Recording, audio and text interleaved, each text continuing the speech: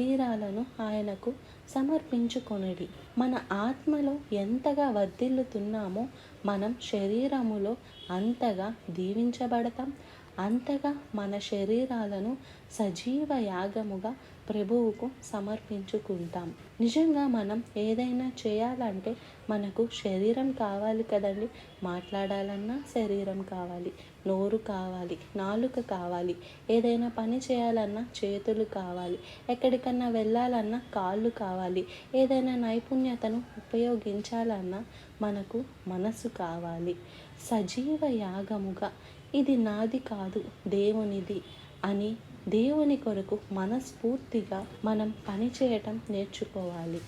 ఇవాళ దేవుని సేవ అంటే ఏదో ప్రసంగాలు చేయటము, గృహాలు మందిరాలు కట్టించుకోవటము, పాటలు పాడటము, లేకపోతే ఇంకేదో కార్యక్రమాలను